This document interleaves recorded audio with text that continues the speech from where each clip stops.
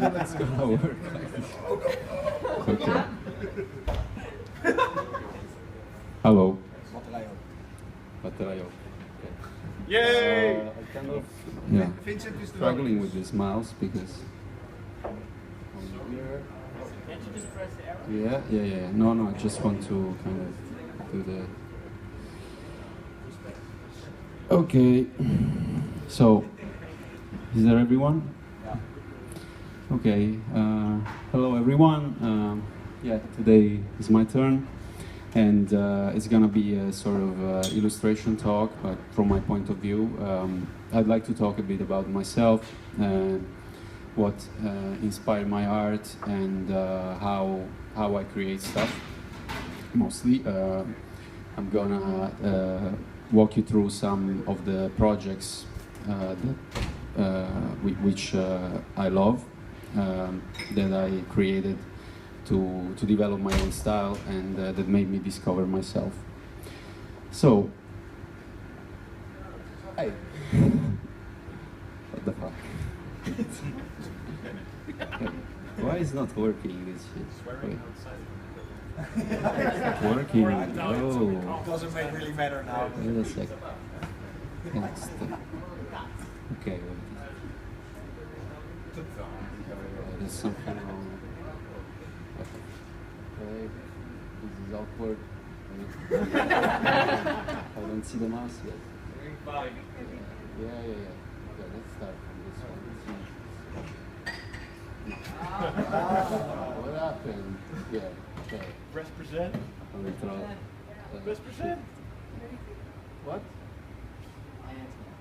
Okay. Wait, how do you present? Yeah, but I don't. Come on, see. Yeah, Oh, he's mirroring. yeah, because I mirroring. Refresh. Yeah, UI is bad. Pull down. Yeah, pull down. Pull it down. Yeah. Put it to hold it. With the speaker. The speaker now. Here, in the bottom, you have arrows. Look, present. Right. Yeah. Sorry. So the presenter view is for me, so it's not that small. Okay, good. So.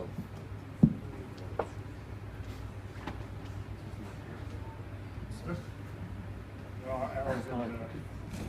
Oh, now it should work. Okay. Well, I'm sorry about the inconvenience. So, Thanks, it's not centered then. let me see. Okay, yeah, it works. So, first of all, let me introduce myself a bit to those ones who don't know me yet. Well, my name is Lorenzo. Okay, that's obvious. I'm from Rome, and I am an illustrator. Well, this is the question that usually haters or not common people bored in a normal small talk, they ask me, so what do you do? In a very uninterested way. And I say, I am an illustrator. Then they don't get it and they ask me, yes, but what is your real job? What I reply is, well, my real job is my passion. It's what I've always been doing, what I like to do. And and I've been doing it since the earliest stage, and it still gives me a great amount of satisfaction. So, what changed my life is like this is my mother and my father. Well, my mother is not so fat, my father is not bald, but it's a typical Italian. Family that when you're leaving for good, they're there just waiting for you. No, don't go, mozzarella. All that kind of stuff. So when I left my country in 2009, that changed my life a lot. And so I arrived here and I started working as a freelancer for 2 years, full time. And I eventually. I like the Dutch weather so much that I decided to stay here and buy a house, and and have a happy life in Amsterdam, get a girlfriend, no pets. Okay, that's it. So, yeah.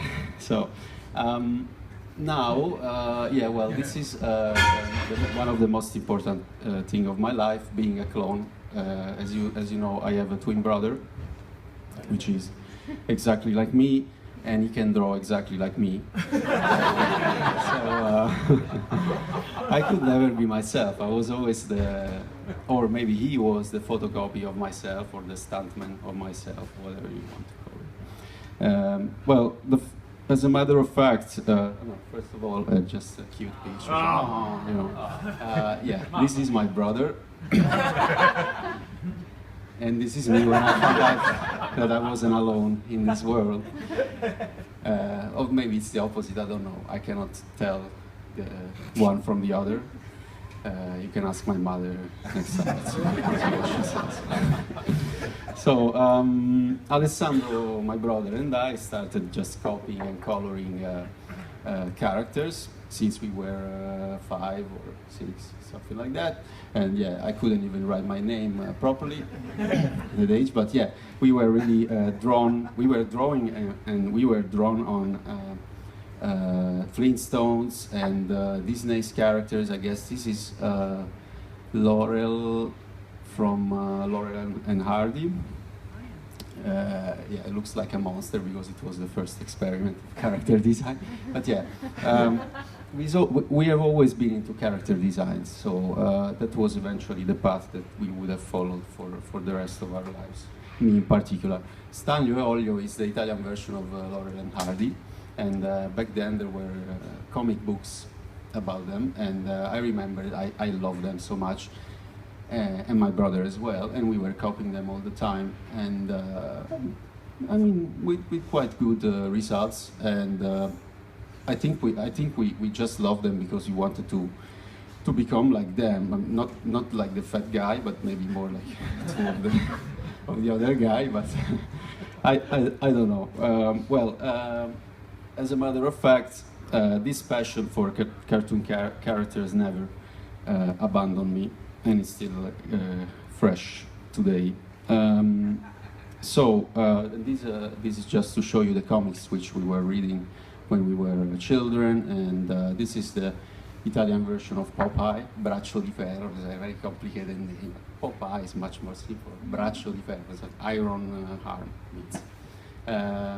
Well, that was like a super grandma with superpowers and a nephew, and eventually reading mostly that comic, Soldino, we ended up making our own characters, and which ended up in our first published comic book, which was this one, Il giornalino di Melinda. Melinda was this super granny, like smashing and punching people around all the time.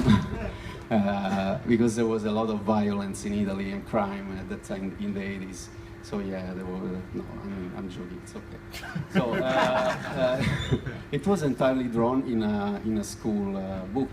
And yeah, we were just imagining stories of these characters and just drawing them without even thinking about it. And if I read them now, they're still really funny for me, and I could make a blog out of it.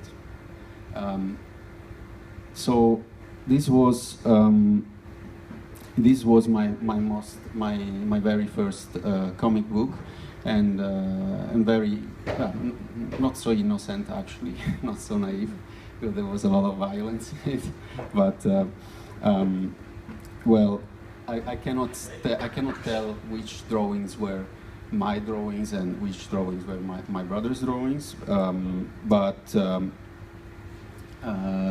well, later on we just continued developing our drawing skills, just on this path of drawing cartoon characters. So a sentence that I like from Picasso is good artist copy and great artist steal. So I don't know if I'm a great artist, I don't want to say that, but I stole a lot from my heroes and transformed them in something of my own. So my favorite, my greatest sort of inspiration was a cartoonist which is called Iacovitti, and he died in 97, and he was very popular in the 50s and the 60s in Italy. I really love this style and the chaos of his compositions, and the weird creatures that he puts in there, all these Easter eggs like the salami with legs, or worms with legs, or people with half horse head, and or horses with 2 legs and stuff like that. Well, I always loved this comic artist, and it's still a great source of inspiration and the greatest influence of my personal style. So what he said one day was, "I'm still a clown. I am, and I will always be a clown, and I will keep drawing in the afterlife." For me, I think he's still somewhere drawing. So, being blessed by the powerful inspiration of Iacovitti talking about afterlife, one day I had this vision of Jesus surrounded by all sorts of social media and miracles. And the social media were actually kind of inspired by God. He was walking on the water with this cool dude attitude, and posting stuff on Facebook, sharing his love and stuff like that. I don't know why I had this thought, but I thought it was really funny, and yeah, I continued on this path, creating this kind of characters. To me, these characters, they're really familiar. I like them because they feel so self-confident, and they are surrounded by the stuff that they love, but the world that they know. So, for example, the yoga fanatic girl meditating in the toilet room and playing Candy Crush Saga. Jimi Hendrix imagined as he would be still alive, as he would be 40 years old in his hotel room where he died, eating spaghetti from guitar. This is a birth card I made for 2 friends of mine, and this was a colleague of us. This was one of the first ones that I made, which participated to Movember. So, before getting to the style, I started to develop my own visual language by just exploring the retro vintage cartoon characters, which I was really in love with. And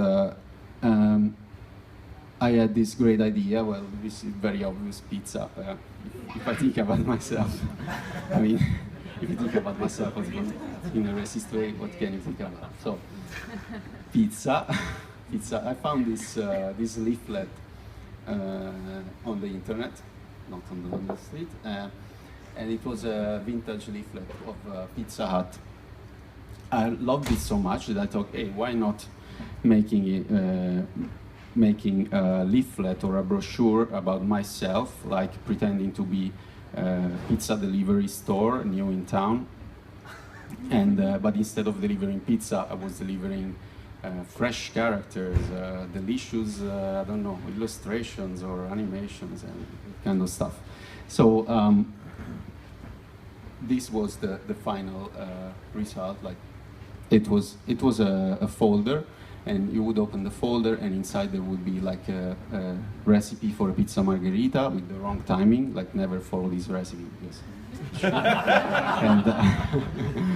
and I added this vintage filter to it. I like the idea that it was feeling like an old, I don't remember the word, okay, it's okay.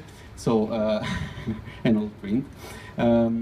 Yes, and so this was the mini photo shooting that I made of it, because the idea actually at the beginning was to send it to the advertising agencies to promote myself as an illustrator, but I never did that because I was lazy or I didn't have time. So in the end, it just became a nice piece for my portfolio with this mini photo shooting that I made, and inside the folder there was included a portfolio, like some of my works, and also the contact card. Well, from this job, from this project, I've learned a lot, and it gave me lots of appreciation, and also lots of job opportunities. So, amongst these job opportunities, there was also Media.Monks. And when I got hired at Media.Monks 5 years ago, I never imagined that a few years later I would have worked on a new visual language to decorate the offices of Media.Monks, or at least to start a series of this. So everything started from the idea for a Christmas gift that Media.Monks wanted to give to their international clients. It was supposed to be a selection of 6 beers from Brouwerij Thai, and in a custom designed packaging. So I had to design basically the front of the packaging and the back and all that stuff. And they thought, let's make something really recognizable as Dutch abroad, because most of the people abroad, they don't know much about Holland unless they all the stereotypes and yeah, stuff related to weed, hookers, and that kind of stuff. So I don't know, maybe I wasn't very. I don't know why I didn't think about hookers and stuff. Maybe I thought it would have been too far to use. So I just drew some houses which were recalling the typical Amsterdam houses. But Wesley didn't like it, so he said, make it more Amsterdam, buys coffee shop, hookers, and bam, it's ready. He was making it as simple as it was, and I thought, oh shit, why I never thought about it? So yeah, that gave me a lot of freedom, and in the end, it's bam, this is the final result. I put there hookers, cheese, junkies, anything, and I made this photo shoot in a park in Amsterdam. Well, this is an example on how I always try, at least, to approach things, to approach projects in the least literal and obvious way as possible. So eventually, that style, which started with the 6-pack beer, continued with the decoration for the canteen. I don't have a slide for it because that's my slide. Yeah, I just said to adjust the original design for the beers, extend the houses in length to fit within those vertical panels. It was quite tricky to do, but in the end I managed, and I added those stairs, which are an obvious reference to the word of Escher. So what followed up was this illustration that I made for the office in LA, for a meeting room. This was also really cool, but this time the briefing was to combine the local culture, so the American elements of the city of LA or of the American culture, with elements of the Dutch heritage. And I got very, very loose with it. So I have to drink some water. Okay. Yeah, this is the last one of the series for now. Dubai. Dubai was difficult at the beginning because you cannot put hookers in there. You cannot put drugs. It's not funny at all. I mean, I don't know. I mean, what can I? So I just put in there a lot of cars, a lot of mess, and so eventually people would be like confused. by looking at it. I had more time to make it, so it gave me much more freedom to put in there what I wanted. And I added some more elements, recognizable taglines, recognizable as Media Monks, like Coded by Coffee and We Love Production, that kind of stuff. I'm really happy with how it came along, and this one was not a wall art, was just a poster, but very big, and I haven't seen the final one, I mean framed, yet, so as soon as I will have it, I will share it with you. So as a recap, we have this for Amsterdam, we have the one for LA, the one for Dubai. What comes next? I don't know. Buenos Aires, maybe. Shanghai, maybe. Oh, I don't know. We'll see.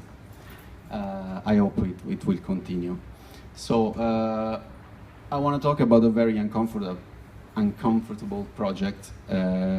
Another wall art for, but this time for a tattoo studio, tattoo and piercing studio that was newly opened in Amsterdam. The Three Scenes. Uncomfortable, why? Because this was the mood board that I got from the client, and it's totally not my visual language, my visual style. So as soon as I opened my inbox, I thought, what the fuck, this is creepy. I don't like this. And it's gonna take long, it's gonna be difficult. No, I was really negative about it. But then after a few weeks, you know, and then thoughts and stuff and considerations, I said, yeah, well, why not accept the challenge and try to make it something, to make something as close as possible to my style, but still keeping in mind the requirement that it had to be tattoo illustration. Well, this time the wall was very big. This is the mock-up that I got from the client. It's not the final art, thank God, no. And it was very creepy. Like for me, those characters, I was scared. I couldn't sleep at night. I was so scared. And the wall was very big. It was 6 meters long, and there was a stair. It was going down the stairs to lead to the basement where there was the piercing studio. So it was quite tricky to make. This is the mood board that the research that I made of all these creatures, mostly Japanese tattoo stuff. And this is the final art from the sketches to the finalizing. So in the end, it was quite complicated, a lot of work. The color scheme was chosen based upon the furniture of the shop. This is the final result. This is the shop, and yeah, you can see it from outside if you go to the. It's in the Red Light District. If you walk past it. I mean, if you need a tattoo, not for my illustration, just go there if you need a tattoo. Okay, that's it. And don't bother about my art. So okay. Wow. It's almost finished. 20 minutes, great. So, last but not least, I have to spend a few words about this project, which you don't know what it is yet, because you just see some characters, but yeah, this one. There a big button, so I don't miss it. Okay, it's video. And well, this was probably the most exciting project that I worked on for Media Monks. I was busy 1 year for it, and it was really challenging, and it had all sorts of stuff that an illustrator can dream about. So there was illustration, there was animation, character design, game art, everything. So I had a lot of fun working on it. If you haven't seen it yet, I'm gonna show you the case video. Really? Yeah. So, here. If I don't, yeah, mess up like before. Okay.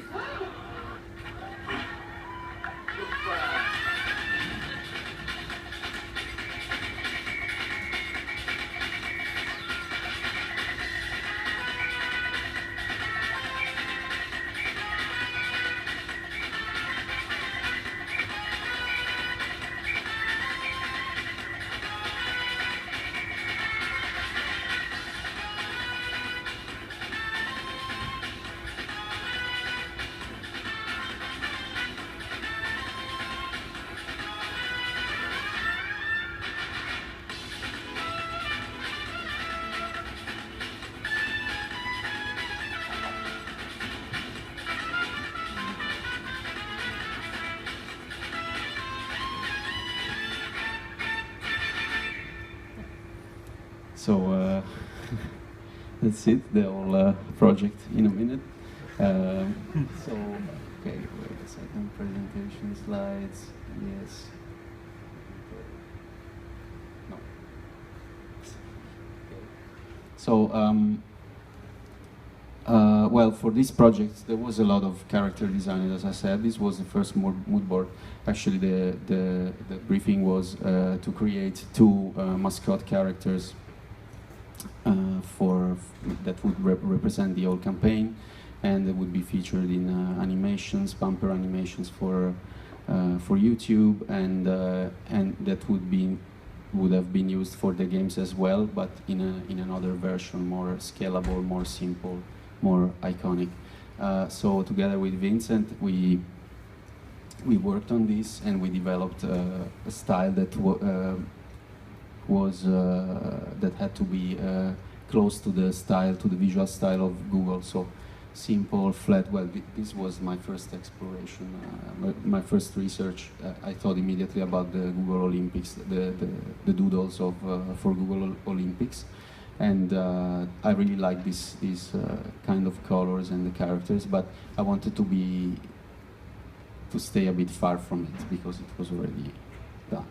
So these are the very first sketches of the character, and in the end, the way how it evolved. So that's Zay and Julia. These are the names of the two characters, and that's the first concept of Julia. Now she looks quite different, but I mean not so much different. But, this is the character Bible, which was like a style guide for animators, how to use the characters, how to animate the characters without fuck them up, basically. that was the idea behind it. So I made this visual with these explanations and stuff like that. Do's and don'ts. So, this is the one of Julia, and yeah, as you can see, she's more flexible than her male version. Is a bit more stiff. So, well, maybe I can show you a couple of videos of the bumper head animations. Very short animations.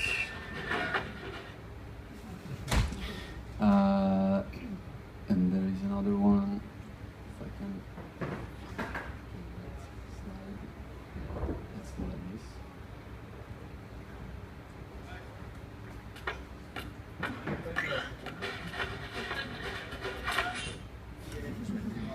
So, yeah, I don't know why it's not working.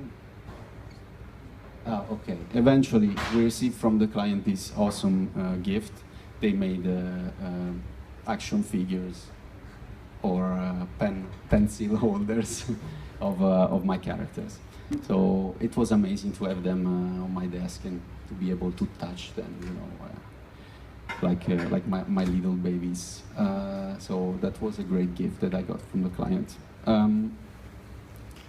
Then I don't know why this is not going as it should go, but okay.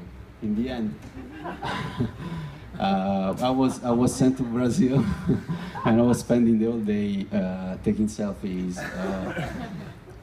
and you know, enjoying the life of the amazing life of Rio, which is an amazing city, very beautiful. And in the evening, we were supposed to work. Actually, we did work. Maybe for 3-4 hours. Yeah, we were supposed to work for some additional animations. One of them is that one, that's the Gringo, that would have been used in the daily recap videos featured in the platform. They were supposed to be satirical and humorous, so we made all sorts of characters, situations typical of Rio, the taxi drivers. I couldn't show them here because they were taking too much space. So, but yeah, I will share them with you later. Yeah, that's it. Thank you.